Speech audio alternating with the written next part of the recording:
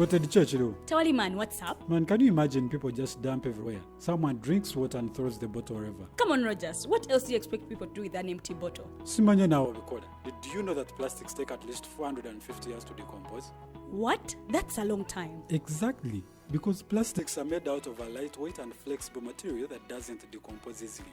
And plastics everywhere in the environment cause plastic pollution. What is plastic pollution now? It is the accumulation of plastic waste in the environment, like bottles, polythene bags, straws. All of these contribute to plastic pollution. I have been using them without knowing their effect. Yeah, a lot of people have. Plastics are a danger to the ecosystem, both on land and in water. So how can we overcome this problem? Is there something we can do? Oh yes, we can reduce by minimizing the use of plastics, reuse by repurposing them, or recycle by collecting and processing them into new products. Everyone wants to change the world, but no one wants to change themselves for the world. How about we change our habits for the world? And it starts with me and you. This message is brought to you by Alternative Digital.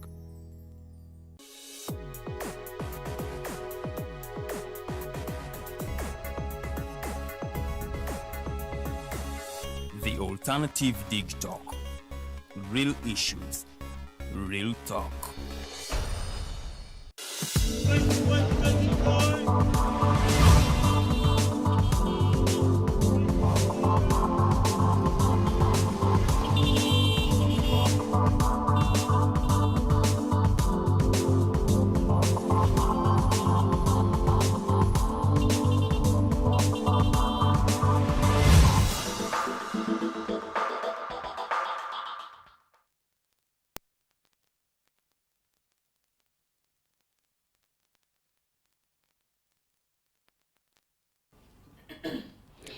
Nyongerako kulisaayo mukumulamu okonze omumbeja luwedde Lilian era nga nkwaniriza nnyo mu program eya Mighty Drive ate olunaku olwaleero. In the studios I have Miss Emily and she's going to be telling us about Utalii Creative, but our topical discussion is going to be about mental health. So if you want to be part of the topical discussion of the day, you can go to our Facebook pages, that is the Alternative Uganda and Digital TV. Just drop in your comments. I will be reading them before we come to the end of the show. And also our YouTube channel, the Alternative Uganda. Please use the comment section and be part of the show. Ask those questions that you would want to know about mental health, depression, anxiety. How is actually Utalii Creative helping people who are mentally disturbed, who are going through certain situations or emotional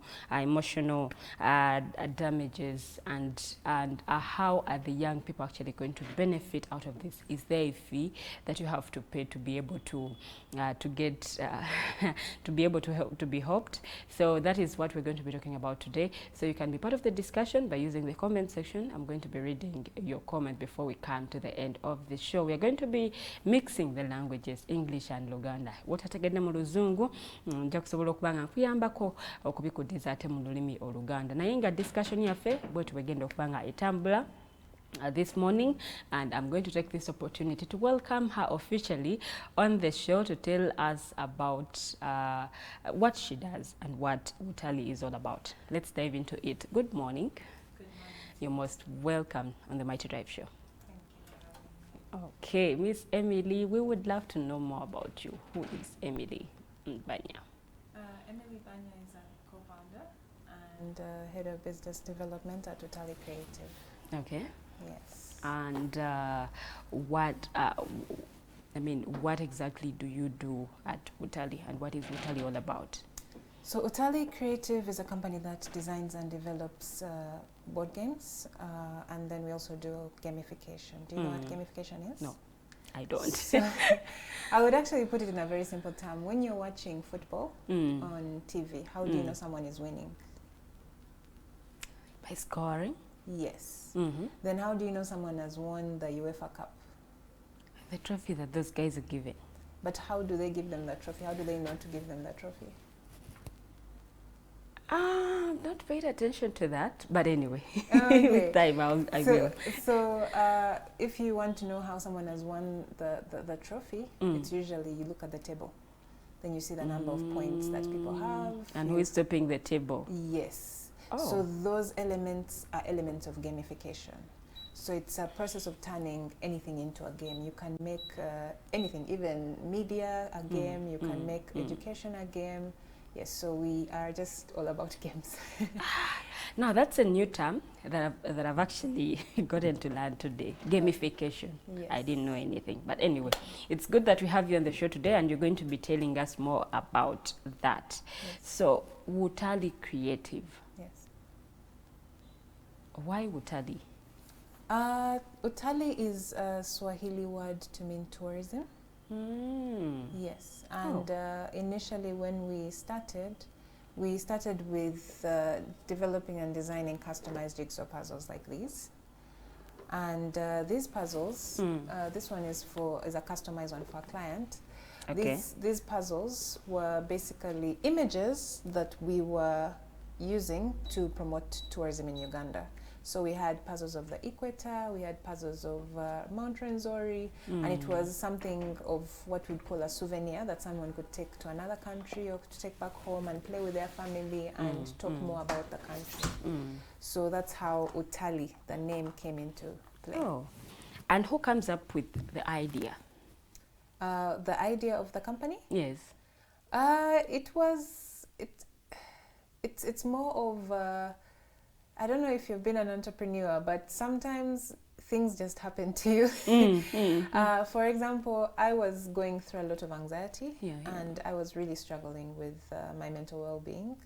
And I went and did a lot of research just to find out what is going on with me. And I Googled, why is my brain broken? And why am I sad? Why do I feel sad? Why am I this? Why are there too many thoughts in my head going on? What's going on? Am I the only one going through this? And with the resources I finally got, our psychologist broke it down to me simply, and he basically said the brain is a problem-solving tool. So it's either in the past with regret or in the future with anxiety.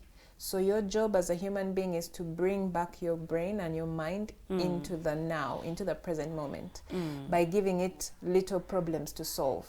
Okay. So they said, give it little problem to solve by maybe playing board games. Go and play chess, go play Ludo, go play a puzzle. Because when you put those puzzle pieces together, you're going to focus so much on putting the pieces together that when you finally do, you just feel like you have accomplished something, and then your body will release some endorphins. And then it will start offsetting all those issues that you are going through.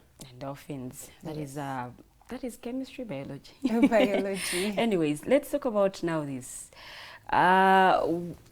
So these are given to young people or anyone who is going through? It's anyone who's going through it. So my co-founder is an early child development specialist, and she specialized in children or human beings from 0 to 7 years old. And she found that very many children had very different learning methodologies. For one child, you could teach them through the normal cramming, being on the blackboard, beating them, but then another child would maybe retain those same concepts through music and MDD and dance and drama. Another one could use puzzles. So she had to become very crafty and creative with some of her students, because she started teaching children with autism, special needs, and very many learning disabilities. And she had to be patient with them. So as she got to learn more and more, she started doing research about how people's personalities develop, how their temperaments develop, and then in over her 40 years of studies and experience, she came to realize that a human being, whether you find a 60-year-old man, a 70-year-old man, a 30-year-old girl, most of them, actually all of them, their operating system, if I can say it like that, is formulated from 0 to 7 years. So you might be having a boss at 50 years, he's there stressing you, but you're triggering him. Because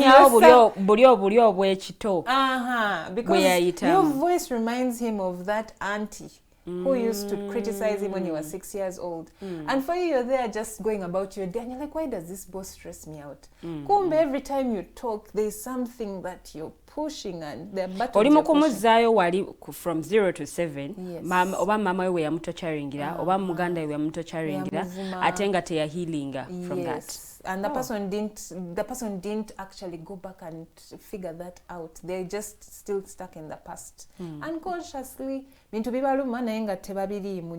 just going with the flow with life. Yes. Awo tugenda kuba tutuukawo ku childhood traumas ezo. nga tutandise ku nsonga ya mental health, but Utalii Creative ebaddewo for how long? It's about 4 years. 4 years old. Yes. Mukola ku baana bavubuka bakadde, process ebeera etya? In terms of our audience? Yes, so our audience has been primarily adults, and we have been... Adults abatambulira from 18? Yes, even young adults, but we've been focused mainly from B2B. So we've been... B2B? Yes, B2B. Providing services and games from business to business. Oh. So recently we have now decided to pivot and shift into B2C, meaning now we are going to the customer. B2C? Business to customer. Wow. Yes. Terms nyingi nnyo nkyalina ebyokuyiga bingi, but anyway, for our viewers to be able to understand this, tugenda bibamenyeramu. So Utalii Creatives etandiseewo. Yes. What are some of the things bye musobodde okuachivinga in the 4 years you've been into existence? In the 4 years that we've been into existence, we got featured on BBC Africa and BBC UK. Wow. Yes, because of the puzzles, and it really put us on the international map. And then through that, a lot of doors started opening. We started doing consultations with the French Embassy in Uganda, and then we got a grant with them to use our gamified monitoring and evaluation framework. And like I said, it's gamification. So what we designed, which was after 2 years of research and development, was how to make monitoring and evaluation more easy to track. Instead of writing a report, you see a leaderboard, like a table, like football. Yeah. Then you see points, you see things moving, you see butala, red lights, and then you know that the project and the program is moving properly. Yes. Okay. And the challenge bit of it? The challenge bit of it was business is not for the faint-hearted. Business, I know. Yes. I've not done one, but Yes. at least I've been able to be with people who are starting. Yes. And I've been able to see what they've gone through. Yes. I would say this. Business is something that could possibly actually, you know how you are saying to remove the anvunza? It's something that forces you to deal with yourself. Ekuluma ne toyagala jijja. Owulira nga toyagala jijjamu. So no matter toyagala jijjamu, business will make you go and get it out. Because a lot of what you're going to do in business is all about your mindset. It starts with your mindset. Success is a mindset. So when you're moving in business and things are not working, you have to reevaluate your mindset. So oyina okuddayo obibalanga tebivaayo. Omanyi, before starting a business, you already have a picture of how things are going to be, of how you want things actually to be. Otuuka mu business wakati, and then you feel like, oba wabala bubi? Yeah. Oba nali sinakola kintu bwenti ne bwenti. Yeah, Oba I had to do something else. Notandika okujjukira. I remember someone telling me, tewali investing in that. And then you nenga tochitambudeko already. Of course. Yes. Yeah. Okay. Nsonga zino eza mental health, Utalii, tugenda kwa tuzizza kati mu lulimi olutegerekeka Luganda. But anyway, tujja kuteekamu oluzungu at any point. Offices zamwe ziri luddawa? We have just acquired some land in Chitintale. So it's about 300 meters from the Chitintale market. Yes, and we're going to be building our headquarters there. So muina offices mu bitundu ebyenjawulo, mu bitundu by'eggwanga ebyenjawulo? Right now, not yet. We have decided to work remotely because of the property now we have. We have basically estimated opportunity cost because now we are going to go into construction. Yes. So kati ayetaze services zamwe wa wayinza okubasanga? Basobola tusanga online. So you can go to our website, utaliicreative.com. Our products, you go to shop.utaliicreative.com. We are most active on Instagram and Twitter. We also have LinkedIn. Yeah. But Instagram is where you quickly reach us. Amanyi ffe bannayuganda tulinamu nti njagala nsooke ntuukewo wennyini. Wali ku kifo wennyini nnyini I get to see. Oba nkakasize ddala because sorry to bring this out, but tulabeko abantu abakolera online abamu nga si batuufu. naye kati mmwe musobodde mutya oba musobola mutya okweyawula mu bantu abo okulaga nti mwe muli authentic with what you actually do? Well, we have documented our journey, mostly on Instagram, with videos, pictures, with so many different clients we have worked with. You can see this customized puzzle is for one of our clients, Total Energies. We've worked with Uganda Development Bank. We've worked with the French Embassy in Uganda. We've worked with government agencies as well. We've worked with various development agencies and multinationals, and we've been very transparent about our journey because we also realized that we needed to first build proof of concept and also solidify our value to the market. So we started first with business to business because businesses are very specific about what they want, and if you are giving them value, they give you money. So we were not yet ready to go into the customer route because we wanted to first be specific about what we're providing. Because like you said, when you say gamification, everyone's looking at you like, Nayenga, but business, especially in the development agencies, because they are multinationals, bakola in different countries, they've already dealt with these things. Bakola ne puzzles, bakola ne games, so it's easily sellable. Kati wobero itidao no kolagana ne ba multinationals, then no gena mba government. Government ne kulaba nti French Embassy ekoze naawe, okay, bikatukole naawe. Naffe tusobola okukola naawe. Naffe tukola naawe. Okuyita on board. Kati abo ne bakuteekamu n'obeera ne mu policies n'okola ebyo, then after that no shiftinga, n'ogamba kale, let's go to the market. Ne market naye neekubuuza gwani. Kati market nekulaba netunula ku yo online negamba bano babaddewo ate babadde bakola ne bano bali si basiru kukolagana nabo. Then you get that brand trust. Kitongole ky'amaanyi okola nammwe. Yes. Okay, so twogera ku nsonga ya business to business, B2B gye wayogedde, that katam. Of course kanyumidde, but anyway. Twogera ku B2B, we've had young people abalina minds ez'okutandika business. They get confused, they get stuck, oba abamu tubeera excited. Nti bwe nkulaba Emily, you've started something. Nange njagala ntandike the exact thing you're doing. Oba netuuka mu kkubo ate nekintabukako, and then I feel like I want to give up. Kati, how does Utalii Creative help a person or help that person ali mu mbeera ngeeyo? So Utalii Creative, we have done workshop toolkits for capacity builders.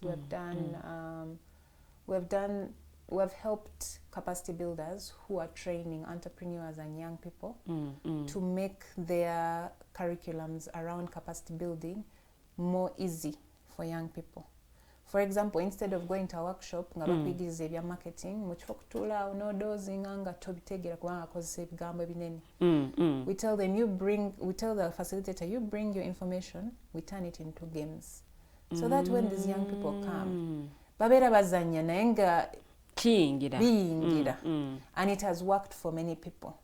Nti njagala kuselinga business yange. Naye ngeze mu musomo bali mukungamba anti kati bwoba oyagala kuselinga business isoko manye kyotunda bwoba otunza customer yogera naye in this language and this language. You guys use games okulaba nti people get to understand that information. Kati nga when kugambirawo our co-founder, she's an early child development specialist. Yamanya nti buli omu tagenda kuyiga at the same pace, ate tebagenda kuyigira wamu. Ate tebayiga the same way. Yes, tebayiga the same way. Waliwo ayigirawo ku lubaawo, waliwo addayo mu notes n'asomamu, waliwo alina okulinda a friend of hers or his okumuyitiramu. Waliwo akwata ne mu class, teacher wakyogera ne kiyingira ye nga amaze. Waliwo olinga ali mu class tabitegeera ngali absent minded, obwongo buli walala, olwa mama yamukubye ku makya teyayozeza engatto, ennyumba alina okuddayo okola ebintu byo kitege nga tali present. So teacher abeera asomesa naye nga obwongo buli walala. So oyo naye olina omu-engaging in a different way. Kati ffe, the reason why you also use game-based learning, Bajita game-based learning, is because kati attention span of human beings is lower than a goldfish. It has gone down now.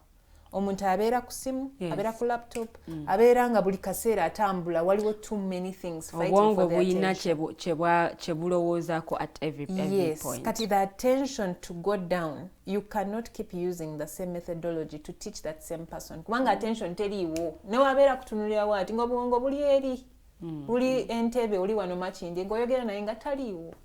So you need to we realized that we had to find creative ways to capture someone's attention first. And games is a very easy way kubanga omuntu omugamba nti tugenda kuzannya omuzannyo ayaga what am I going to win okitege ngayaga kuwangula. That's why omuntu ojja musanga azannya ka game ku ssimu abeera ali ku Candy Crush kubanga ayagala kuwangula okitege. And sometimes it's not even about what they're going to win, it's just because they're going to win kubanga ako ka feeling kawulira nti awangudde kamukuba nagamba nze number 1 okitege. Nina ekintu kyensobodde okutuukako. Gwe nga asobodde okuinteractingako with people who have developed ideas oba ne zivaamu ebinene. What have your findings eziremesezza abantu abamu abatandiseeko when it comes to business ate okufailinga okugisustaininga for some good time? I think the number one thing and I'll say this, mbadde ndi very lucky to travel around the world and to live in other countries. And when I came back here, nange business tebadde nyangu nnyo. And I'll say this, abantu mangi bagala kola copy and paste ate wakyogedde ali. Nalaba oli nti no kimukoledde nange linkankole. Naye nga this might be scary to say, but many people, you have to design something that is unique to you. Kubanga ne mu market wogendayo wotuka waliwo levels zotuukako ng'abantu they are hiring you, not the business. Nga bakutunira ne bagamba nti noono ngenda muwa business. N'obeera nga business ye ekuze nnyo nga waliwo abantu nga 5. Waliwo level gy'otuukako ng'omuntu akuhiringa kubanga gwe akulabyemu ekintu n'agamba ono kintu akirimu okitege si lwakuba just akikola bukozi kukola sente. So I will say that number one thing, copy and paste and not wanting to be unique. Nga gwe toyagala kukola ekintu nga gwe kintu wakirabiddewo oti n'ogamba I'm going to solve this problem for these people like this and this is the business I'm going to do. Gobeera ogambye nti oli akoze saloon nange leka nkole saloon eyinza okuba nti mulimu ssente. Oli akoze essomero leka nkole essomero. Naye oli yakola essomero kubanga ye yakula nga alina learning disabilities nagamba naye nze njagala kusomesa abaana kubanga nali nina ekizibu. Oyo ebintu we bimukuba agenda pushing her through kubanga it's more than money ekimuvuga. Naye gwe bigenda kukuba mulimu passion. Ate bagamba nti no, passion is not nice. Yes, naye passion pushing her through ng'ebintu bikubye ebikusobedde kubanga there's a reason why you started the business. Naye gwe ojja n'omutunuulira n'ogamba oyo akola ssente kati naawe n'otandika essomero oba otandika saloon ng'ogenda ng'okuba naye waliwo ebigenda okukuba nga sente tezijja n'ogamba kati bikiri n'obiva and you feel like you want to give up. No feeling that you want to give up. So that's the biggest things ekyendabidde wano mu Uganda nga abantu they fail in business because they just see the other person successful and they assume it's easy.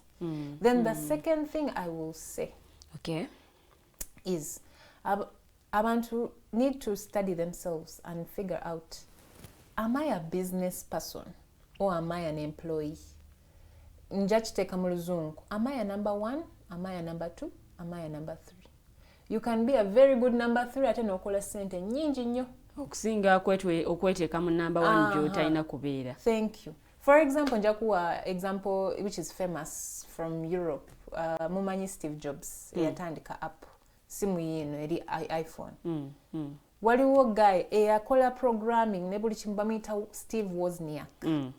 Wozniak akyaliwo alya sente. Steve Jobs yafa. Steve Jobs was number 1. Wozniak was number 3. Musirifu theatre yakola Spotlight era we baali batandika Apple. Ye nga ali mu the background naye nga ye yakola system. N'asirika. N'ateragayo. Teeraga. Naye kati avaayo. Era womugugolinga Steve Wozniak. Gaya alya sente yeeyagala eri mugagga nnyo naye nga teyafuna show in the beginning. Steve Jobs yagifuna naye Steve Jobs who is number 1 ali wansi 6 feet under kati okitege.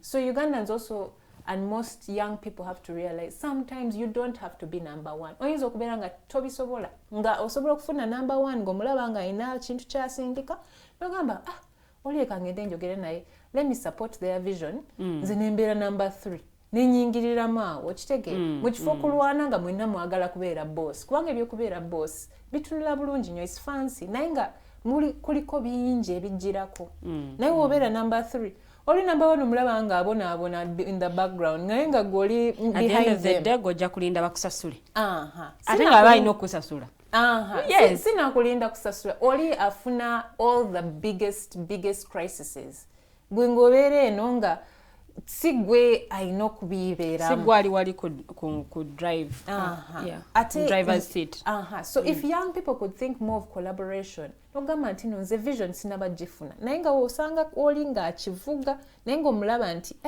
talinaamu tech talinaamu accounting ate nze ndi good with accounting waki sigenda nenjogera naye nemugamba hey mpayo ku shares mu company yo nze nkuwe this accounting knowledge I have then tugende fembi tutambule fembi then nemutambula fembi mujja kugenda further than you saying oli akoze kiki nange leka nkole kyange then mulwane okitege nayinza okubeera nga if you actually put your things together ate ne number 1 n'agamba you know what sisobola zikuwa kati you prove to me nti nosobola kukola leka nkuwe sweat equity you know sweat equity sweat equity is when okola ng'otaddemu agreement tino I'm going to work for 2 years and then you give me 15% of the company you give me 20% of the company nga mulimu agreement ate nga mulimu targets if I meet these targets ompa 20% if I meet these targets maybe you give me 25% kati nemu agreeing kati mwembi mubeera mu kintu ng'oli akola naye ng'amanyi agenda kufuna shares ate noono number 1 n'agamba nti no ono tagenda kugenda buzina njogezeeyogezi ayina targets zalina okumeetinga zino shares ziveewo okitege kati mwembi nemukitambulamu nemufunamu kubanga I've seen so many young people oli ali good at marketing naye tali good at business development oli ali good at business development naye tali good at tech oli ali good at accounting bonna ne beegatta ne beegamba nti you know what instead of me starting a business leka tukole business emu gwe kola part eno gwe kola part eno gwe ojja kufuna go later this on board you're also bringing this on board you're bringing this on board mujja kukola multinational immediately nena nti kati oluusi abantu abamu betukolaganye nabo nga batuyiwa tutandise business ffenna nze ntaddemu this owning these shares oba tugeze 20% there is someone wa 15% 10% 5% like that newesanga nga mukoze mwena for some time ate olina abalyaza amaanyi but you have to put in the legal aspect of it temuli bakwano just mukola business temuli mu emotions in business mwino okukola agreement ne mutuuza wansi ate otemunyiiza because this person is your friend that's the thing when it comes to business oba ogikola ne mwami wo oba ogikola ne mukwano gwo oba ogikola ne sister wo business is business emotions osooka oziteeke wali era even when you're going into it you have to talk and be like hey wano waliwo line wetuyingira muno temuli mu bya mukwano botandika ku bya business now temuli mu bya mukwano that has to be at the beginning then even when you put the thing of waliwo shares muteekawo targets mwogere agamba ogofuna 5% naye zino targets zino KPIs these are key performance indicators meaning that this is how we'll know nti notaddemu business si byotugamba waliwo targets ate if you've met them that means nti ofunyemu ate nemuteekamu agreements it's like after 3 years to reviewing nti webibeera biganye shares tuzikujjako maybe tujja kulaba business nga weekoze tukujjemu nga tukuwadde akasente k'otuviiri okitege it's not that stressful communicate mubyogereko amagezi gano mugawaddeko bano ba SMEs small medium enterprises so for us we work through the development agencies and the implementers we give them the tools and then they're the ones who go ahead and work this through yes okay so bana anyway mbogeddeko nnyo because mpulira ddala nga nange kinkwatako nyinza okuba ndi mulayine bwetyo yagala okutandika something but that fear of starting the fear of bwekitandika nekigwa what is actually going to happen am I losing everything because of the society ngeri gyekizimbyemu ate wokitandika nekisucceeding then what have how you, do you explored that other side no I've not why don't you try ati kati awo okutandikawe wali obuzibu awo But anyway, for a youth who wants to start something and they have how do you advise them? For a youth, the biggest asset you have is time. Most people bazukuka ku 70 nga bagala yakola business naye nga sawa ziweddewo. Nati kati nyinza okwagala kukola business ngina kubeera number 3. And it's okay. Nga nyina kubeera number 2. It's okay. You have time. Ogendawo. Fena tugenda ku ending up 6 feet under. Kati chichi. It's not like nti gogenda ku living at 10,000 years. Have you ever seen anyone live? Ne Adam naye yali mu Bible taliyo. Kati what's the issue? Even failure is okay because failure teaches you what not to do. No yimuka, no dusting off, no gamba awona konye ekisenge kati leka nkozese eno route. Okay. What's wrong with failure? What's wrong ekintu wekigaana? Okitege? Okay. Where are you rushing to that it has to be so successful tomorrow? Okitege? Ate oyina kitunuliranga journey. It's a journey. You have to enjoy it. Ne failure oyina okwesekerera nogamba okay. Kale kikubi. Okitege? And then you also have to look at the other side. Otunudde nnyo nti nno kintu kigenda ku failure. What totuneyo? But what if it succeeds? Can I handle success? Can I handle people always asking me for money? Yes. Can I handle? Because even success, it comes with its problems. It can be nice, but it can also be stressful. Okay. Ensomene eyokozesa puzzle oba omuntu ebintu ebiri tangible omuntu byategeera. Have you sold the idea to Ministry of Education and Sports okukitegeera nti si buli mwana nti agenda kukwata nga banne naye ensomene ate naye esobola okuyambako abaana bangi okuyita? Yes, we have explored those routes in terms of curriculum development. We've had meetings with the KCCA.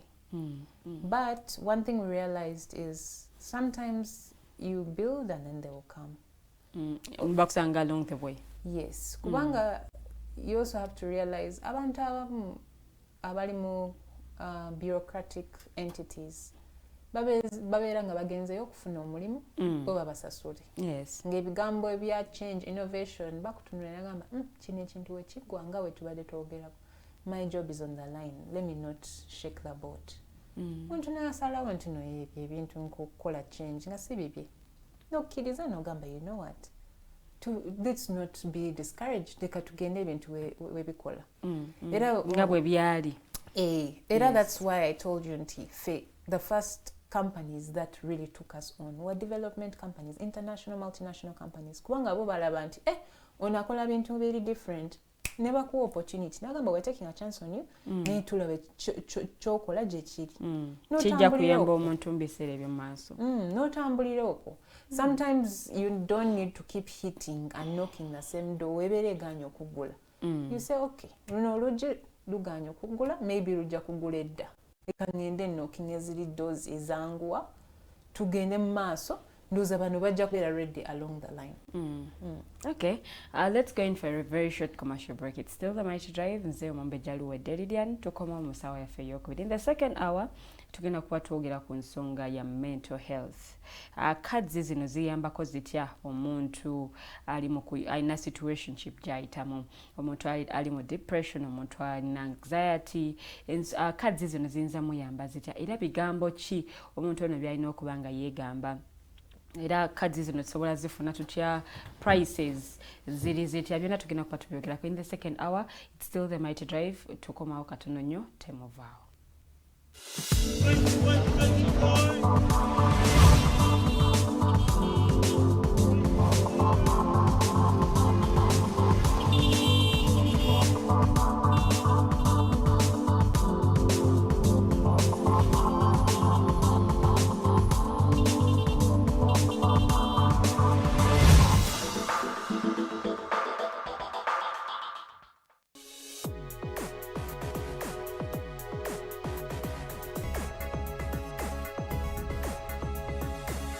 The Alternative Dig Talk.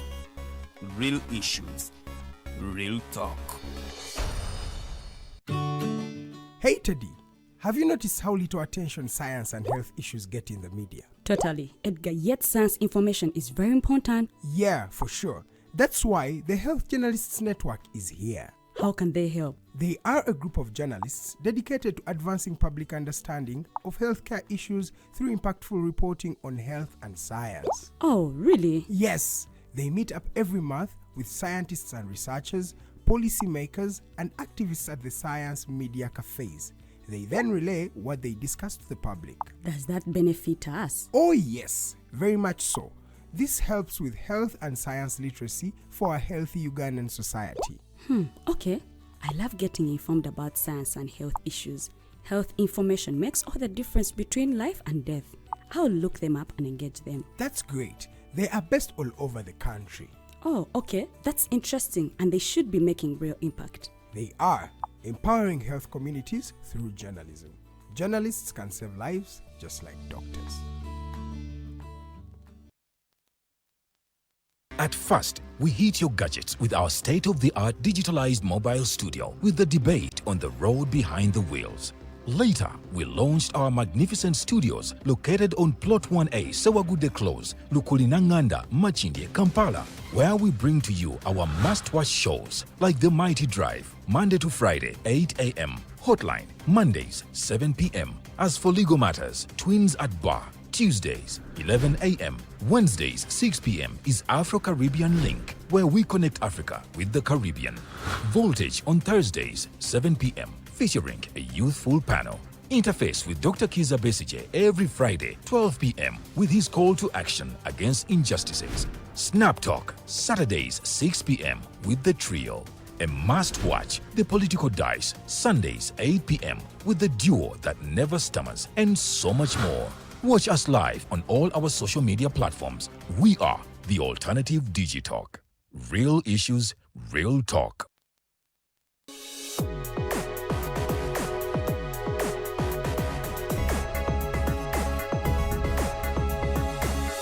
The Alternative Digitalk. Real issues, real talk.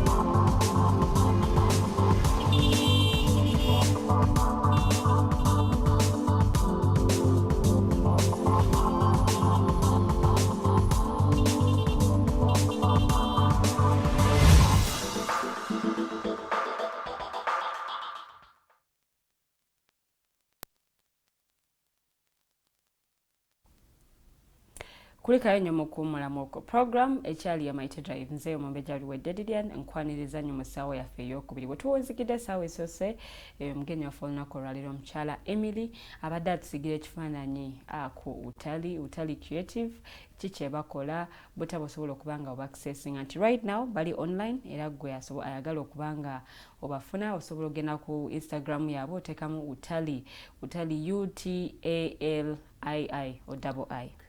Yeah, Utalii Creatives osobole okuba nga ate omanya biki bye bakola nawe butaba osobola okuba nga oba accessinga ne ku X nako kwebali so oteekamu Utalii Creative nosobola okuba nga ate obafuna bulungi nnyo. Programs zebalina nnyingi nnyo ezisobola okuba nga zikuyamba ku gwatandika business osobola okuba nga at least obeebuuzaako naawe ayina omwana omuto gw'oyagala okuba nga bakuyambako agambye nti bayambira ddala abaana abo balina ab'emyaka wakati wa 0 to 7 mu kubanga babuilding obwongo bwabwe right building obwongo bwabwe because kyekiseera omwana obudoza wakwasiza ennyo weyeetaaga okuba nga ayambibwa nti ekiseera ekyo bwe kiba nga kibadde kibi ne bw'anaakula n'atuuka eno mu bukulu ajja kuddayo mu biseera ebyo but anyway bingi nnyo bye tulabye biviiriddeko abantu okuba nga batawanyizibwa mentally and most people don't know but the good thing is tuteekawo programs nga zino okwongera okugulawo amaaso gaffe ffenna tutegere about mental health. I think mwezi gubeera gwa kutaano ensonga za mental health wezogererwako ennyo era gwe mwezi gwa mental health era nga munnange n'omwaka guno omwezi ogwo gwaliwo naye mukyala Emily tumwina olunaku olwaleero okwongera otuggulirawo amaaso about mental health ne programu yaabwe eno gye balina ey'okuba nga bakozesa cards puzzles okuyambako abantu ab'enjawulo abayita mu mbeera ng'ezo ez'okutawaanyizibwa oba balina obuzibu ku bwongo naye nga tobutegedde. Cards zino zisobola zitya okuyamba oba osobola otya okuzanya puzzle zino ate n'obeera nga obwongo bwo bubeera nga busituka mu ngeri emu oba endala. Mental health. Yeah. I think that's where we're going to in our second hour. Yeah. Tutandikire ku biki ebijjako abantu mentally. Yes. Oh, you are asking. I think it's very many things. Okay. Like we had mentioned, my co-founder is an early child development specialist. Okay. And in her research, she found that most people, actually everyone, their personalities are usually formulated between 0 to 7 years. And everything that happened around that time affects who they are. As you grow up, it can just add on, but the operating system of the person was formulated from 0 to 7 years. And what I'll give an example is walabaka abaana nga bali 3-4 years ng'oyogera ekintu n'akiddamu exactly how you said it ng'okyogedde ye n'akitunuulira n'akikoppa exactly how it is kubanga omwana abeera nga ali sponge buli kimu just akitwalamu kibanga kitabo nti buli lunaku waliwo page gye bawandiikako. Kati oyo omwana ali 3 ali 4 just abeera sponge nga buli kimu kiyingira. Kati depending on nga wekyayingira nga akitya then ajja kubeera nga waliwo ekintu mu ye nga akitya. For example, wabeera nga akulidde mu maka nga ebya ssente baali balwana baali bayomba kati wabeera nga laba maama nga ne taata nga buli kaseera bayomba ku school fees bayomba ku ssente ekyo ekintu kiyingira from 0 to 7 kati wabeera akula ekigambo ssente nga kimutiisa kubanga ajjukira ekyo ayinza obeera takyogeddeko naye nga ekintu kya ssente kibeera nga kimutawaanya kubanga baali bakiwanako because mu kukula kwe tekyali kyangu. That's how usually most issues are formulated. Naye abantu they don't address them kati ebintu ne bipayiringa then wabeera nga kintu kimukubidde nnyo then nekiyiwa n'omulabiraawo ng'afunye breakdown n'omulabiraawo nga anxiety emukuba n'omulabiraawo nga just obwongo bumutawaanya. Before we continue with causes zino eza mental health, mpuliddeko abazadde abasinga nga bagamba omwana akyali wakati wa 0 to 7 oyo omwana aba akyali muto aba talina byategeera. They don't understand anything. Tasobola na kwesalira otasobola na kola kino na kino. Those little humans are adults who just don't have adult bodies. Buli kimu bakitegeera lwakuba tebalina ebigambo byogera. Ne buli kimu bakitegeera. Obwo obwana obwa 0 to 7 buli nga gwe naye nga kabodi just katini butini nga buli kimu akitegeera akiraba ate nga akirabira nga bw'okyagadde lwakuba just abeera nga communication tasobola gyogera bulungi. Kati wobeera omuyisa nga baby it's okay bambi olina obayisa nga baby naye just tegeera nga obuwongo bwe bubeera nga obumu obubwo lwakuba abeera nga tanaba kuyiga how to communicate it. Ne emotions abeera nga talina emotional intelligence okugamba nti banange njagala kulya mmere naye omwana abeera akaaba oyo bebe owa 6 months abeera akaaba naye nga abeera akaabira nga kugamba nti no hey enjala ennuma njagala kulya naye sisobola kugamba n'ebigambo then omwana n'akaaba again oyo wa 10 months nga kugamba nti no nafuuse mu diaper ate entawaanya jangu onkyusi naye tasobola bikugamba. I've had parents who say abaana abamu just beekaabya bwekaabya. But there is when you feed that baby n'omufeedinga n'akaaba n'ogamba ke bbugu mulingi n'omunaazi oba n'omuggyako engoye bwe ziba zibadde nnyingi n'ozikendeeza n'addamu era n'akaaba n'ogamba oba mwebase bwe nti era n'asigala ng'akaaba niwesanga omuzadde ali frustrated because omwana ono akaaba nnyo they feel like omwana yekaabya bwekaabya. So according to my co-founder, who's the early child development specialist, ye kye yasanga kubanga yali alina early learning centers abadde agirina for about 20 years. Okay. Kati yasanga nti no omwana wabeera akaaba around that age nga tasobola kwogera is communicating something to you. Ayinza okubeera si mmere, ayinza okubeera nga si diaper, ayinza okubeera alina colic mu mubiri nga tasobola amata gasigalidde okitege.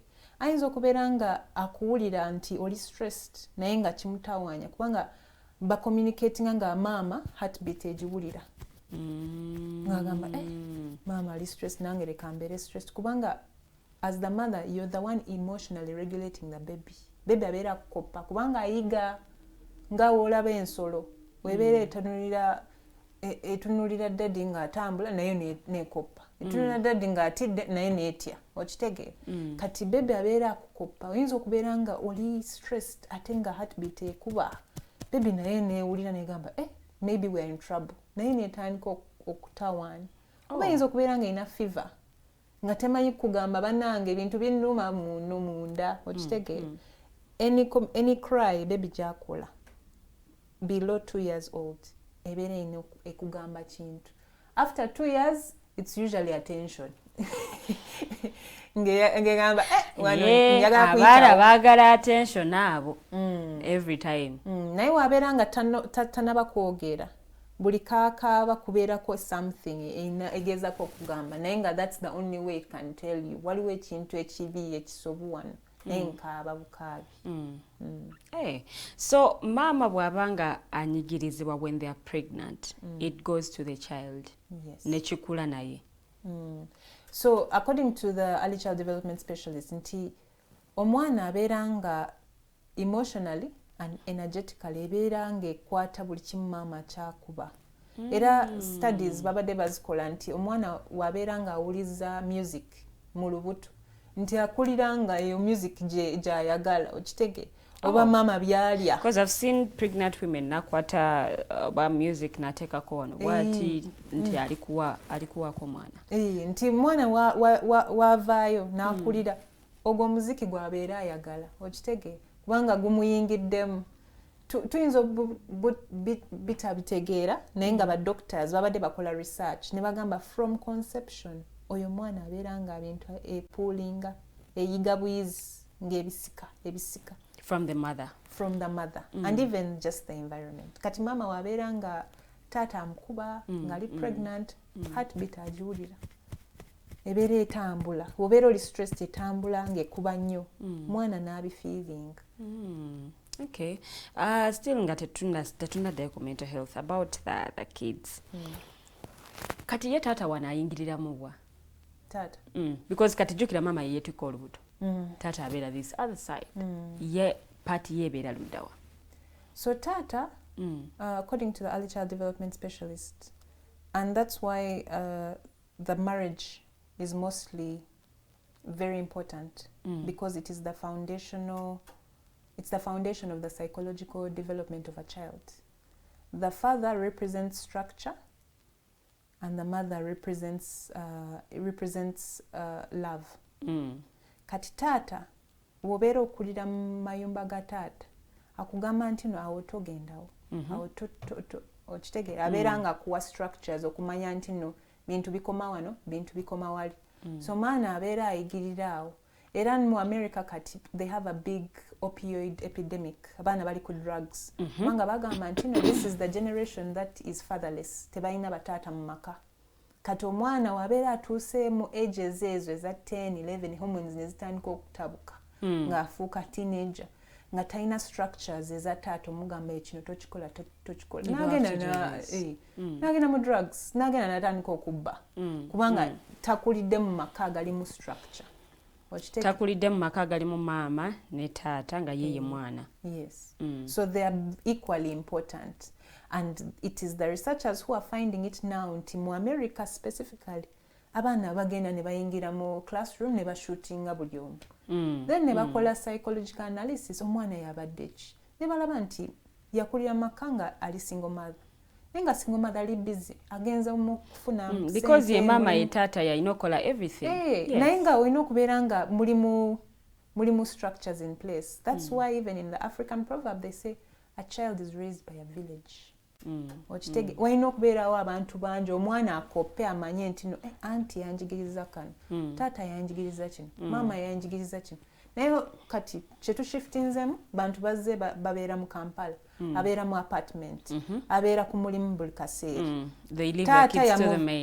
taata yamuvaako maid yamulekera maid oyo yayigiriza omwana buli kimu kati obuyisa maid bwayina obwana abupikinga because they are learning from the maid and the parent is not home kati akaana we kabeera kakula nga tokategeera ono yabiyigira kumbe yali akopa maid okitegeera and parents have not realized that. Parents need to realize it era batugamba nti no tuli mu myaka gya feminism tuli mu myaka gya work naye we have to realize that little child is the most important thing.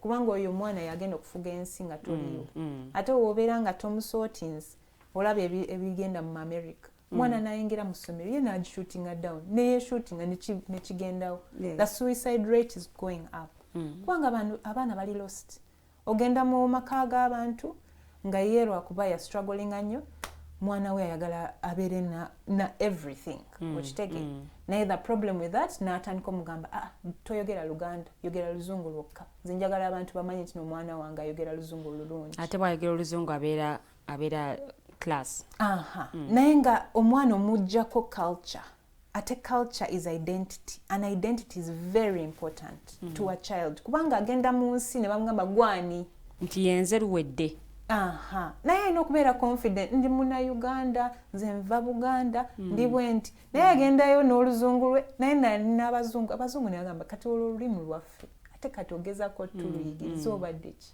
nti omwana agenze mu kyalo ewa jjajja namuga hello granny ebyo and they don't even know how to greet omwana nga buli kimu ekiri African ekiri kina Uganda takirabawo naye ng'ebyo that attitude omuggyako culture ate the first thing that Asians obalaba bali successful Chinese Japanese even Indians n'abayindi kye babayigiriza culture ne mwana mu Uganda tebabeerayo India naye obalaba osobola okumanya nti oyo muyindi kubanga abeera alina akantu ke abeera ayambala ebintu byabwe bali emmere yaabwe they are very in touch with their culture ate kibawa identity that's why they are so successful ne Uganda in business most of the successful people are the Ugandan Indians and one of the key things is their identity ate identity kujirako culture okay bwe tukwata obuto buno ne turelatinga with our topical discussion of the day which is mental health tuddeyo ku what is really causing people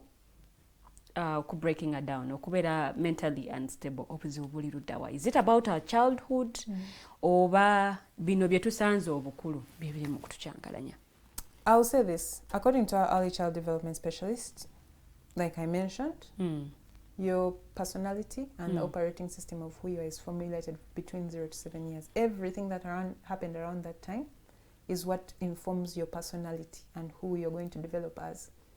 As you grow, hopefully if you're aware, otandika okushifting ebintu n'obikolako then no maneuvering. Anti bw'okula eno oba tojjukira.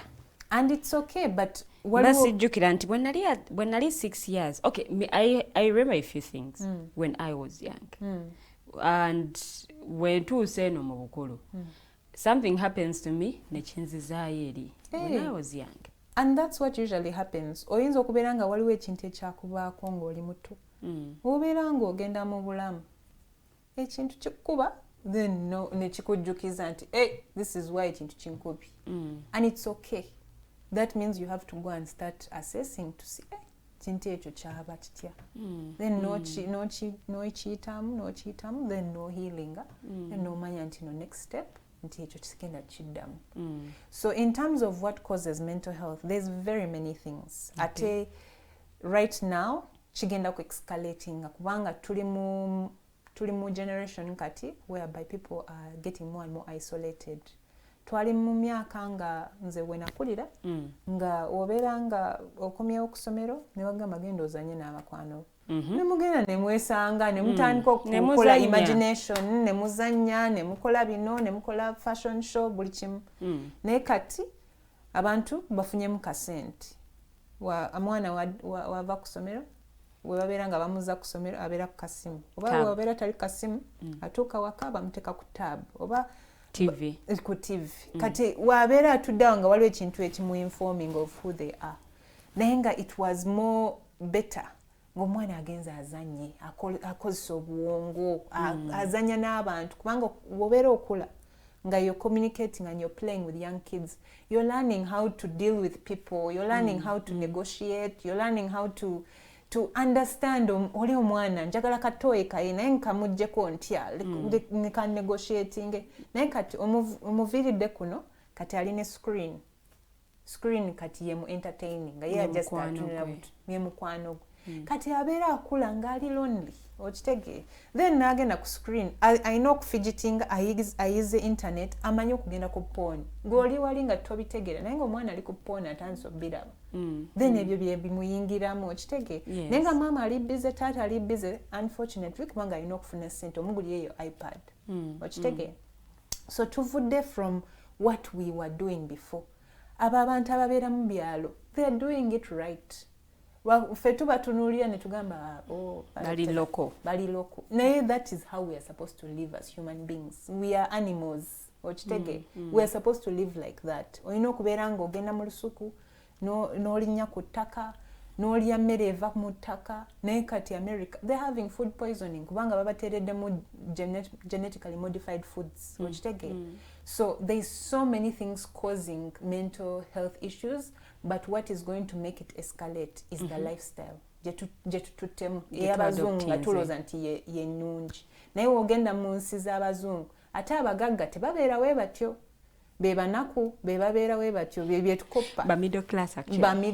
be babeeramu naye omugagga ajja kubeera nga alina farmland ajja kubeera ali mu horses ajja kubeera nga ali mu farming not on the gadget gadgets ate tebaziteekamu era early child development specialist co-founder wange yali akolera mu bazungu abagagga yakolako mu the UK ne Singapore nga aconsultinga nabo n'agenda mu maka gaabwe n'alingizaayo okitegeera ba film stars ba directors nga batunuulira nga balina ssente naye nga lifestyle eri different eringa lifestyle y'omuntu ow'omunakyalo wano mu Uganda mwana bamuzuukusa then ne tugende tulime si bya kulima mostly naye nga balina activities whereby they have to deal with nature and they have to deal with people oli n'agenda ne bamugamba ogenda kuyiga horse riding ogenda kuyiga how to clean the stables n'agenda n'asimula biwa horses nga bamuyigiza work ethic okitege n'agenda ne bamuyigiza nti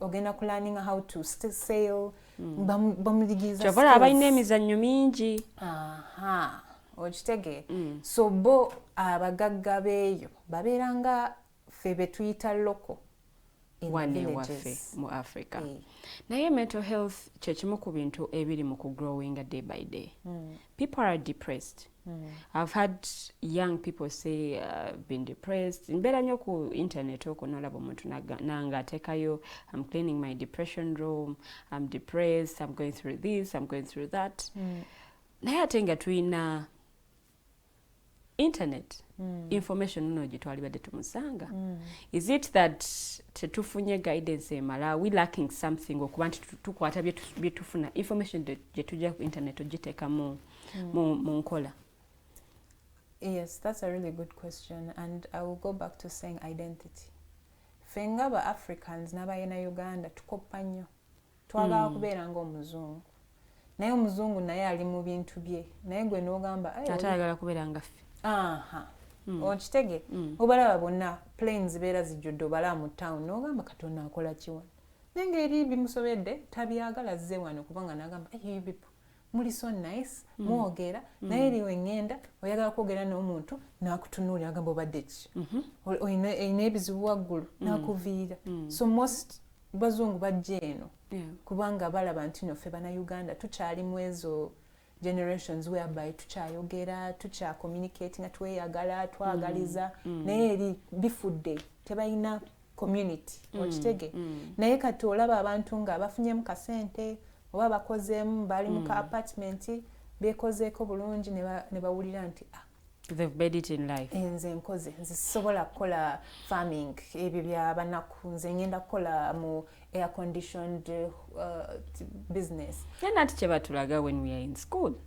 I mean, batulaga nti because when we were studying batulaga nti white collar jobs is, you know, it's the way to go. When agenze mu technical school either they are a failure oba teyali mugezi. Bana abalina farm ewabo babalimi abo be baavu. And that is what people have in their minds. Okay. Kati leka nchikubuze wenti. So many people are living paycheck to paycheck. Bali mu air conditioned offices. They have a lot of mental health issues. Their bosses are stressing them out. Bali mu overdrafts kubanga by adopting a lifestyle they can't afford. If they miss a payment, their lifestyle goes away. That is one case scenario. Another, atenga mulimo targets. Wofune eje emirimu bakusasuza ezi sente. Ava mu office at 8, azukka abeera mu office at 6. Ne ku weekend abeera akola remote kubanga waliwo targets, waliwo reports, waliwo buli kimu kyalina okukola ekirina okubaawo. Otherwise, he's fired. Yes. Then the second case scenario is waliwo oli farm azukka. Yes, abeera addugala. Naye agenda alima. Emmere teyeetaaga okugenda ku supermarket ogigula. Asobola gijja in the backyard.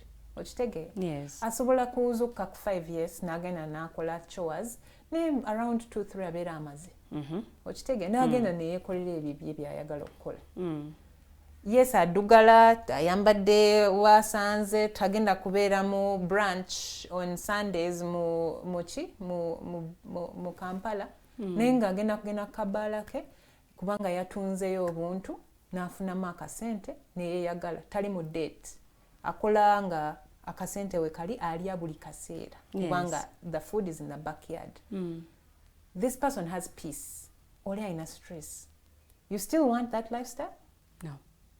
Okitege? Yes, babituwa ne batugamba nti it's the best thing, it's amazing. Naye kati oli mukulu. Why don't you think for yourselves? Ne weebuuza buno obulamu ddala. Nze mbwagala oba waliwo omuntu yaŋŋamba nti no nina obbwagala. Kati biki bye tulabirako n'ogamba nti okay, this one is not mentally okay and they need help? It's very different. Abamu tosobola nakikwata kubanga abeera nga ye naye takikutte. Ate waliwo different levels of mental health. Like for example, nze taata wange yafuna stroke 4 years ago. And chankuba kubanga ffe tetulina health issues mu maka. Yes. Kati we yafuna stroke ate nga he was my best friend. Okitege nga twogera buli kaseera yanyamba ne Utalii twagitandika fembi nga sinakola kutegeera how to navigate certain things nga buli kaseera ekintu kinkuba ngendayo naŋŋamba. Kati afuna stroke then n'alwala nnyo n'abeera mu hospital for 1 year and 4 months. Nga olwaba omuntu gwe walabanga waati ng'ali awo nga ku kitanda bamuliisa wakuyamba everything nekikuba nnyo n'ogamba kati nze nali simanyi nti no byali binkuba nnyo nga waliwo bintu byenkola nga biri out of character. It's just my closest friends who say, Emily, nga wano oyiseewo kiki? Are you okay? What's going on? Naye nga nange sibiraba. Waliwo omukwano ne family member yajja n'agamba oyisizaawo waliwo byokola ebitaliiwo. Ne bangamba ate nagaana okukkiriza ngamba mmwe temunjagala biki nze naye kyayitawo ne ngamba I need to pull back. Then I started working on myself to figure out how to get better. So sometimes twesobola kikwata kubanga omuntu ye naye abeera takikutte. Then also waliwo neeri extreme whereby omuntu abeera nga alimu my depression, my anxiety nga ye akifuuse personality nga it's a character trait. Okitege waliwo n'abo abantu nga yes bakiina naye kati nga but owning it's now cute for them. Oh, you know, my depression, I can't work because of the depression. Kiwulika nga kya luzungu nnyo. I'm depressed, I'm stressed. Kubanga wobeera olina ekyo ekizibu, for some people they use it to not take accountability of certain things. Okitegeera ne bakikozesa nga clutch. So there are some people who have to be very careful, because if you think about it, wobeera oli ku border n'ekoona no ekigere then ekibreaking. Okitegeera ogenda mu hospital, doctor akugamba ki? Oba nikugamba ogenda ku doctor n'agamba, hey, we're going to put on your cast, we're going to put it back together. 6 to 8 weeks your leg will heal, ojja kuba oteredde otambule. Naye ku mental health twetaddemu kino ekintu nti okifuna it's for life. But mental health is also something that you have to realize it can be solvable. And you have to have the consciousness nti no, ngenda kwekolako naye walina okubeera period where I believe nti tujja kutuuka nti nteredde. Naye abamu bagamba kati life sentence kiwedde nze kati depression enkubyese. No, there has to be a stage where you believe that ngenda kutuuka ku stage nga sirina depression ate nga ndi bulungi. So that touch clutching ntino kati. Does it really heal? Because abantu bagamba nti just okivaako buvi n'ogenda with the flow. N'ogenda with the flow. Do you really heal from depression? Yes. Oh. Depression is not a death sentence. It is a series of things that have triggered you to enter into that state. Yes. It's a disease. Like most, if not all diseases, are healable. You just have to find that. Nina malaria, I'm going to heal. Depression is a disease. Wakuwa nti nina senyiga. Togenda kulaba mutaka banange senyiga, then you're like, oh, I'm going to have senyiga forever. Muntu afunya senyiga ngamba, okay, how do we solve this? Okay, we take this tablet, I have to sleep for these times, I have to slow down, I have to drink a lot of water. Chirnachikola for about 3 days to a week. N'olaba nti after 2 weeks nti senyiga avuddewo n'atambulawo. Naye a lot of people have perpetuated this thing nti no mental health nti it's a death sentence. Okitege. Naye w'otunula mu generations ez'amabega baali bagiina, was it a prevalent thing? Oba baali tebabimanyi bumanya. It was not a prevalent thing because the lifestyle was different. There was not too much information overload and people were living with nature. Muntu ngali kutaka azanya n'omuntu. Wanga right now people don't have friends, very lonely. Our phones are our friends. Our phones are our friends. Naye obeera olaba ku ssimu omuntu ayinza okubeera alaba ebintu nga bimutiisa. Okitege. Alaba sad stories all the time. Sad story nekyo nekikuyingira n'obeera sad all the time. Kubanga everything you bring into yourself, even as an adult, chiku affecting. Is it true that some of mental health problems ziri genetic? Nti byali kutata woli. Because I've seen incidents our moto mnagamba olaba oyo mwana bwe yeeyisa ne uncle woli bwe yali yeeyisa. According to the early child development specialist, she did mention in her research that yes, there is a disposition to have that. But you can also deactivate the gene. No making sure nti nekyo ekintu tekikuba. For example, waliwo abantu abalina alcoholism in their lineage. Naye ojja kulaba nti no abaana baabwe tebajja bifuna. Kubanga balaba taata naye agamba sala mbiyitamu ebyo. Naye n'asalawo nti no lifestyle ye tajja kunywa mwenge. Ekyo ekizibu n'akyewala. Okitege? Waliwo abantu abalina ebintu nga overeating, issues. Naye n'alaba maama n'agamba ekyo nja kyewala. Nja ku making sure ngenda ku gym nkolako nga siina ebizibu bya weight. If someone can do that with physical illnesses, n'akiraba mu line n'agamba ekyo ngenda kyewala, n'ashiftinga lifestyle, n'amaking sure ekyo tekimukuba, then that's the same logic you can apply to mental health. Okitege? Okay. Ate our blood groups. The blood groups? Nazo zi contributing about mental health problems zetufuna. Toliwo aba blood group A bayita nnyo mu depression oba anxiety or this. Do they also contribute to that? I'm not the expert here, so I will not talk about that part. But I will say a lot of the mental health issues right now that are being caused are lifestyle-based and environmental. Your environment affects a lot of what is going on in your mind. That little machine called a phone, whatever you are watching is affecting. You have to be very careful about what you watch. Newobera ku social media, filtering, making sure waliwo byotawulira, waliwo byotayingiza mu bwongo byotalaba. Because even that is food to your mind. Biki byoliisa obwongo bwo. Buli kaseera obeera olaba bombs, wars, diseases, bannange ono akubye oli akubye oli, obeera olaba crisis, obeera oli mu state of ekibi kigenda kubaawo, okitege.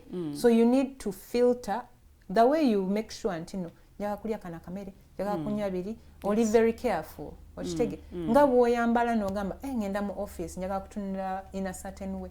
By'owuliza, by'otunulirako ku TV, ku screens, you have to be very careful because that is the food for the mind. Ate abaana bato kati teba filtering, abeera just swiping. Yes. They would see anything. They're on TikTok, they're on Instagram, they're not everywhere. filtering kubanga it's affecting you. It's affecting, that is mental food. Obwongo bufeedinga nabo bulinga olubuto. Yes. Okay. Bwetudda ku bavubuka, because I talk mostly about bavubuka because nange ndi awo wakati. Tusafara nzenyo from mental health. Young people, mwana nga muto. Na nomulabanga they are going through something that they cannot even open up. Mwanga Utalii Creatives, how are you helping such people? Do you have any programs eziyambako abavubuka, especially with their mental health? So like I mentioned, we usually work through the development agencies and their implementers to give them the tools to do this. But what my early child development specialist noticed when she was developing the Deeper Connection card game, which we shall talk about shortly, which is a mental health toolkit, is that the way men deal with mental health is very different from how women deal with mental health. Women are conversational. They can have talk therapy. Men are not necessarily verbal. Togenda batuuza wansi boogere emotions. They are logical. So the best case scenario for men is to get them to talk. You have to involve an activity. They're activity based. For example, in Australia, their government has a program called the Men's Shed, Mujaji Tunurako, whereby they create a workshop nga bakola bizine gana amameza entebe made from wood. Abasajja ne babayingiza bonna bonna. When they are next to each other, nti tebasobola na kwetunuulira we bati. Kubanga in their genealogy, this is threatening. They can't look each other in the eyes. They have to be side by side. Kubanga in their genealogy, this looks threatening. Nti this meant in the Stone Age nti bagenda kulwana. Yes. Kati we betunuulira tebasobola kuvaayo. Kati in the Men's Shed, the psychologists and researchers in Australia are finding antina abasajja wabeera ina kyakola akizimba omusajja abeera amukolimo kumpi. Kati abeera azimba ekintu oli n'amubuuza ekibuuzo ne batandika okwogera tebeetunuulira bali ku bino ebintu ne bitandika okuvaayo naye oli mukazi wange afuna kansa nga abyogera naye nga he's concentrating on the activity. Kati activity emu disarminga guard ne kawansi n'abeera asobola kubijjayo kubanga tawulira nti ali ku sport nti omuliko nti oyagala biveeyo abeera nga biri nakyo bivaayo bivi. So most men, we are not, especially I would say in Uganda, we are not approaching mental health towards men in the way they will receive it. We are approaching mental health in the way women receive it. And then we are just assuming men will take it. Most men don't want to talk about their feelings and emotions. Tebabyagala. Omusajja ajagamba omututenga mukazi. Yes. Which is okay. Naye womuwa activity ng'akola n'otandika omubuuza bijja kutandika okuvaayo kubanga he's concentrating on an activity. Era co-founder wange, that's why yatandika board games. Netukoza games experiences nga tuzanya Jenga, tuzanya Ludo, tuzanya matatu, tuzanya cards. Kati ngazanya matatu n'otandika omubuuza ebibuuzo.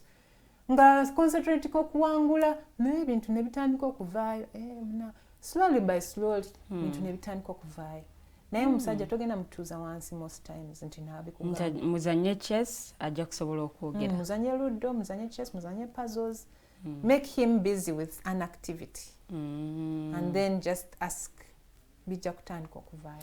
Mental health toolkit Yes. mubaamu ki? So the mental health toolkit is the deeper connection card game.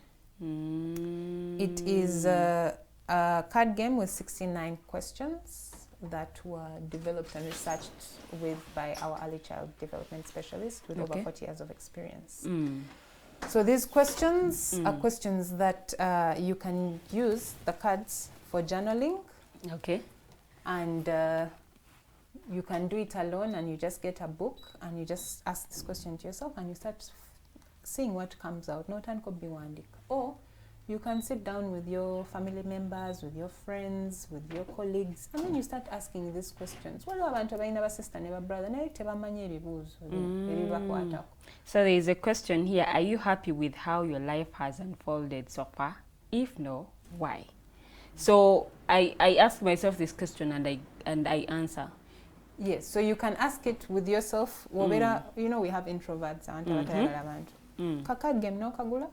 No kutula wansi nako obubuuzo ne weebuuza n'obeera ku jano ofuna ekitabu kyekibuuzo nayo kyebuuza n'otandika okulowooza then n'otandika okuwandika oba n'ogenda for a walk okitege n'okyebuuza n'otandika okirowoozaako like am I happy with how my life has turned out n'otandika kwebuuza ojja kulaba obwongo obutandika okutambula nga I'm not happy newebuuza why career tegenze nga bwenjagadde omusajja bwe mbadde njaga kuwasa tekikutteeyo okitege nebitandika okuvaayo okitege.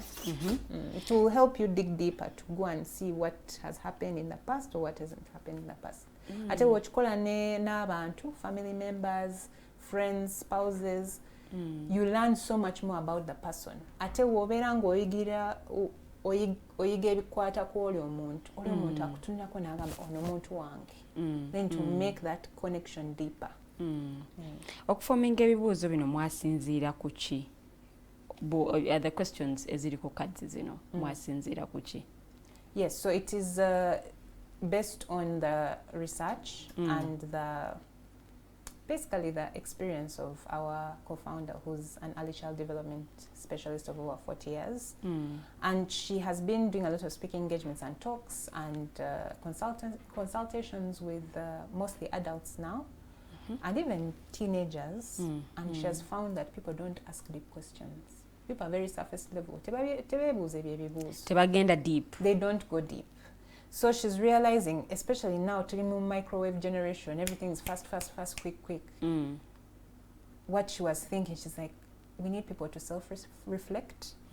We need people to really ask each other these questions.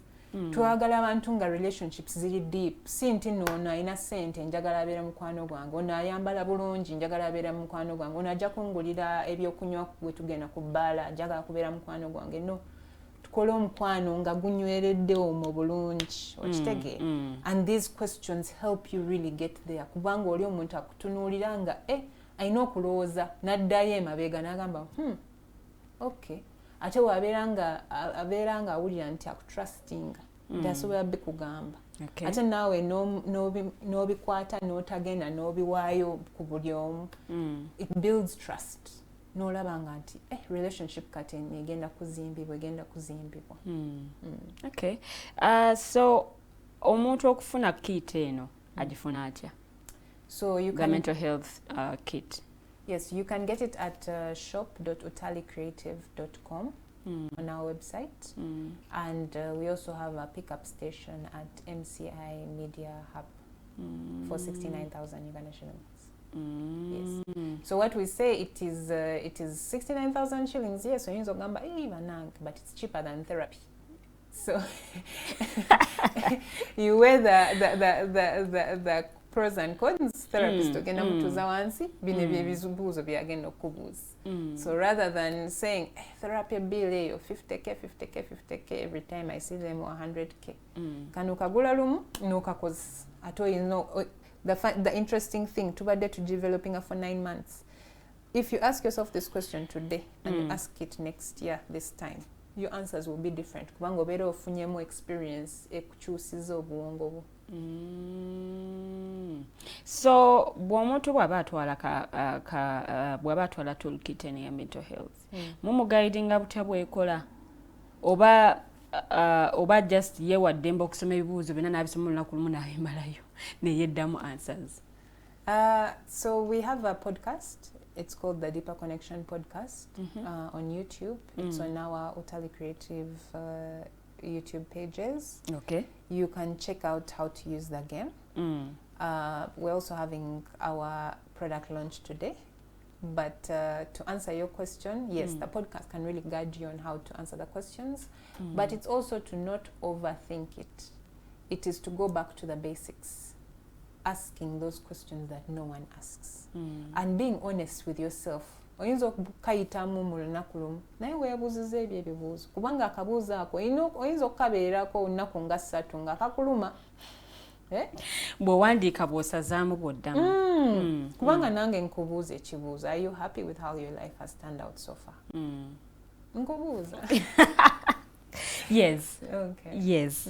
I should say yes, however much muwambu challenges here and there. Kubanga even that, you can even go deeper and explore why do I see these challenges as a bad thing? Awo n'ogenda n'oyingiriramu. Zino zibeera nga zikuguiding okuyingira omwo kwebuuza ebibuuzo kubanga n'abantu kati babeera nnyo, they're too entertained and not dealing with themselves. They're not self-reflecting.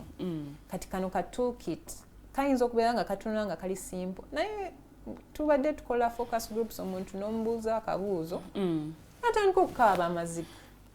What habits would someone close to you observe to confirm that you love yourself? Oh. This is actually serious for someone who hasn't read this. When you look in the mirror, what would you see and how do you feel about it? Abantu abamu tebatunula mu ndabirwamu, especially men. Men rarely look at themselves in the mirror. Ojja kamubuuza ayinza okuputa kakugamba kati naye mbeera nga mukola akantu n'okamubuuza again n'akaloozaako ayinza okugamba ebintu n'ogamba wow. So omuntu bw'abanga ayina issues to do with mental health, this kid emuyamba kumala bbanga ki okubanga atereera? So this is a lifelong thing because people are disconnected from themselves and they need to reconnect with themselves and they also have to reconnect with community. Tugenze mu generation abali mu apartments, ababeera mu mamotoka, ababeera so isolated. Ng'oli wekka. Bantu bokka abakubeerako are your family members, maybe the maid. Nekati, this toolkit is for you to assess, do you even have friends and family you can sit down and play this game with? And if not, start building relationships. Tandika okuzimba emikwano, tandika okubeera more social. N'obeera oli anxious socially. There are also other people who are anxious socially. Banoonye nabo babeera batya. Ate obasanga mujja kwesanga mubeere very happy kubanga mwembi mutya embeera ebyokubeera mu bantu. That means I have to play it with someone. You can play it alone and you get your book and you just start asking yourself those questions and writing. You can play it when you're going for a walk. N'ogenda ne bukaadi bubiri. N'otandika okutambula, n'oyebuuza, n'otandika okukiroozaako bulungi, n'ogamba ddala, am I happy with my life? N'otandika okukola self-reflections, n'oddayo mu mbeera eza luli n'ogamba, 2015 saabitegeera, 2017 saabitegeera, naye 2019 yali nnungi, okitege. Kikuyamba okuddayo and you reconnect with yourself, reevaluate what's going on so that you know how to go forward. And it also helps you build relationships with others. Kubanga kati relationships are getting harder and harder. Ate now with the children kati beba bataddeko ku screens. Abamu kati bajja mu workforce era kye bayomberera ba Gen Z. Nga Gen Z tamanyi kwogera ne boss. Yalowooza ayogera ne equal. Naye nga tamanyi kubeera, hey boss, how are you? What? I have rights. Biki? Natandika okutunuulira n'okuyisaamu amaaso. Kubanga teyakulira mu mu mbeera nga they are learning how to navigate relationships. Yes. Okay, so do you follow up to the people that are actually taking these kits okumanya baterera oba there's more that we need to do? So because we have just launched the product, we have been doing focus groups, so we were following up with people. And I will say this, a lot of people do reach out to us Okay. to tell us how they've been impacted. And some people even shock us. Wango twali tukola workshops. Umuntu who was quiet in the room nga sibya aliko yatunanga ali bored. Nakubira nagamba, by the way, you saved my life.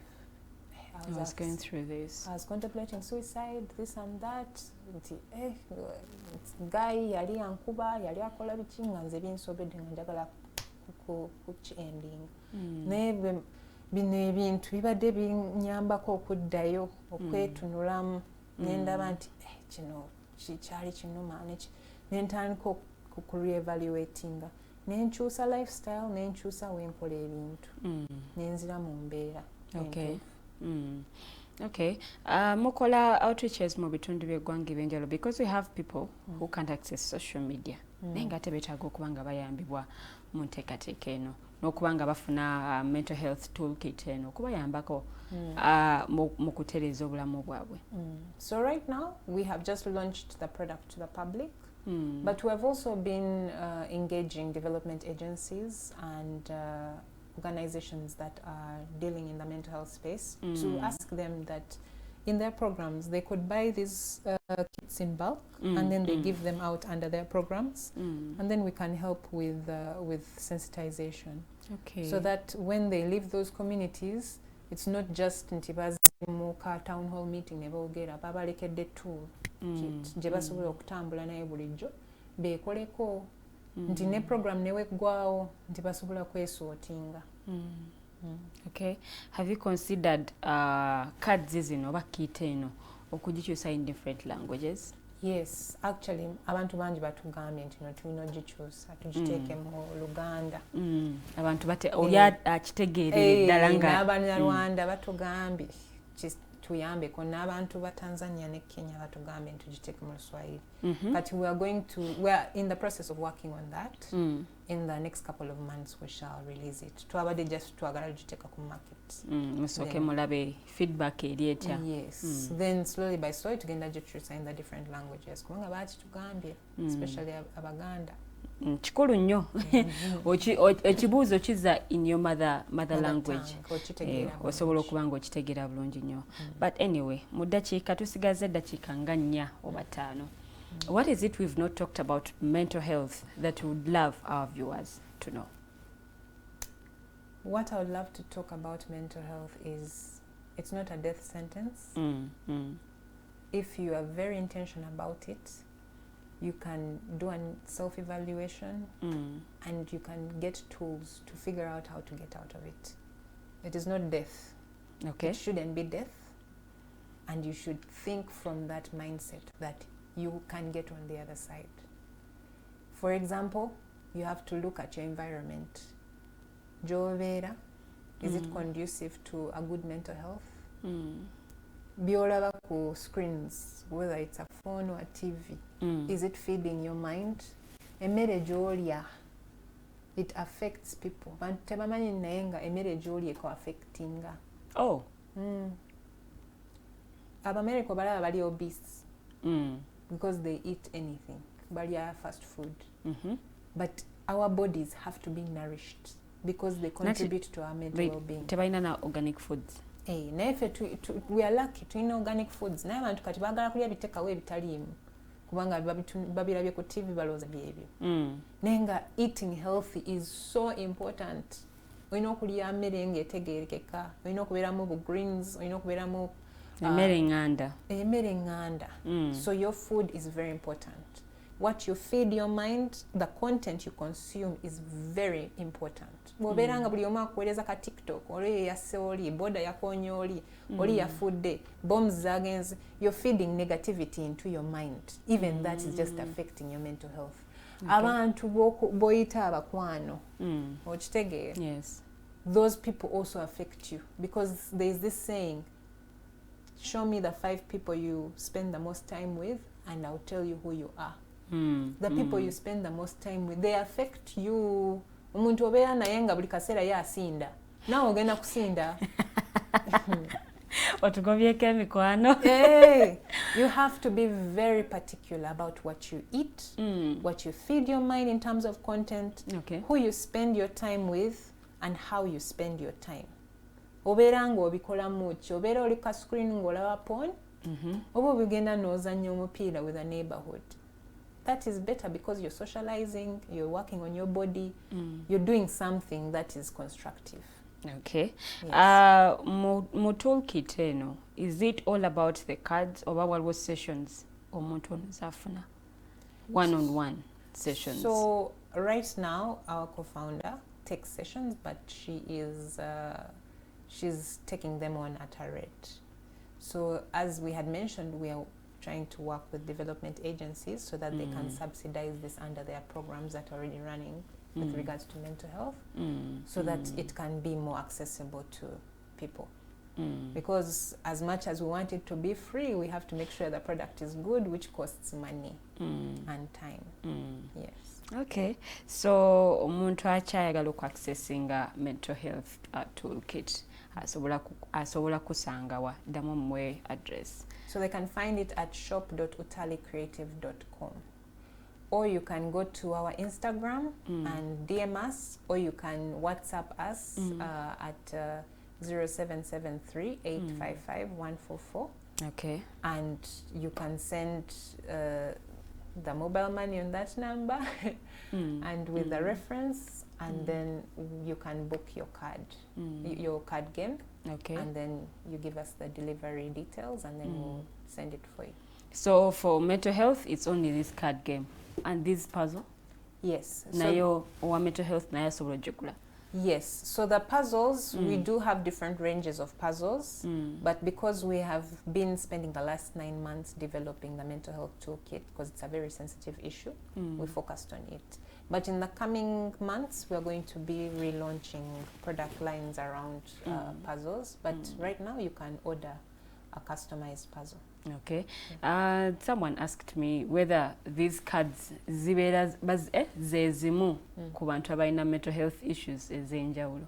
For example, oli alina depression, do you still give them the same cards nga zimuwa omuntu alina childhood traumas ezimutawaanya oba zaawukana? So the root of most, if not all, mental health issues is from the same seed. So you can't tell me nti no, mental health eno alioti. It's all coming from the same root. So ate ziri physical nazo sobola okufuuka mental at a certain point. Which physical ones? Bw'oba olina physical challenges zisobola okushiftinga nezifuuka mental. Physical challenges? Like on your body. Oba ofunye ekintu ekikubye on your body, kati nga ffe abawala twagala nnyo faces zaffe. You wake up in the morning and the face is filled with pimples. Nakyo kisobola okutawaanya mentally? I think everyone in life can get a mental health issue depending on how their perception of the reality is. Omuntu omu ayinza okufuna pimples ku face, nenga before that they had really bad acne. Abeera okay nagamba, oh, this is better than before.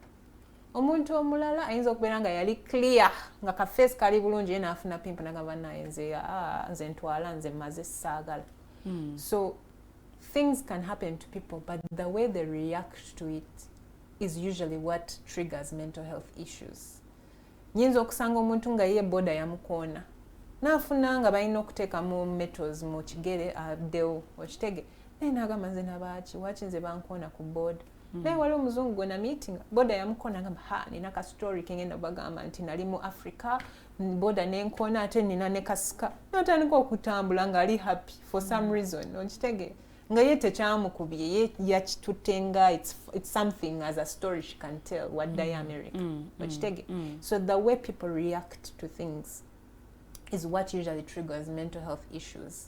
So even you oyinza okubeera nga tuva wano koligwo n'ayogera ekintu nekikutriggeringa n'onyiiga naye nga nze nyinza okubeera nga nze nakiwulidde ne ngamba yayogedde nga si kinene katono naye nga gwe waliwo ekyakubye wiki yonna yonna nga egisse okitege.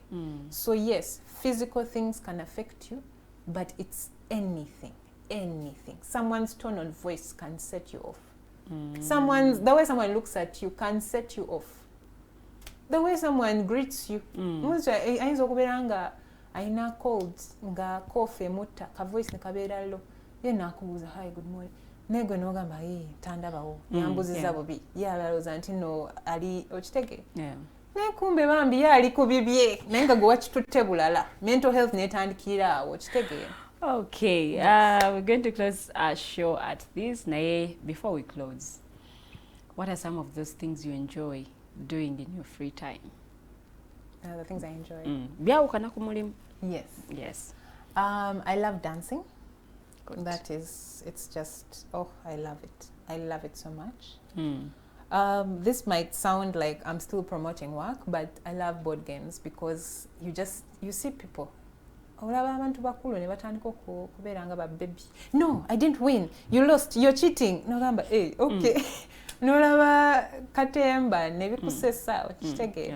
So I really love doing activities with people that bring us together, that make us not think about work or stress, that just make us, like the board games, that make us really connect with each other, just for fun and enjoyment.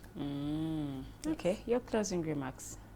My closing remarks is buy the Deeper Connection cards. It's cheaper than therapy. It's only 69,000 shillings. Okay. Yes. Okay, thank you so much, Miss Emily, for joining us this morning. We bali nnyo kubanga sharing ze.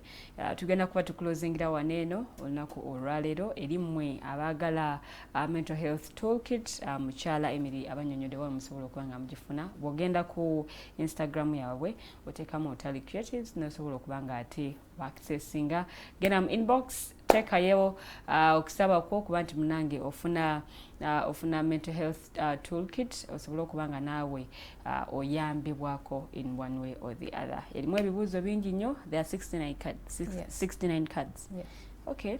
Erimu ebibuuzo bingi nnyo byosobola okuba nga weebuuza ate nga bwe weddamu. Naye osobola okikola ne mukwano gwo ne muba nga ate muyambaganire wamu. Osobola okubuuza ebibuuzo bino n'omuwa answer. Abamu tutya okufacinga our fears. Mu kutya okufacinga fears tojja kusobola kuba nga otereera. Naye ate bw'ofuna cards zino zisobola okuyambako facing your fears n'omanya butya bw'osobola okuyita mu mbeera nga ezze obanga waliwo ekikutawaanya butya bw'osobola okuba nga ate okivuunuka. It has been the mighty drive of the day era ngenda kuba nga mpuzikira wano. To the team that I've worked with, mwebale nnyo mwebalire ddala. See you akawungeezi k'olunaku olwaleero nga ate tugenda ku show eya Voltage. My name is Luwedde Lillian. Have yourselves a wonderful day.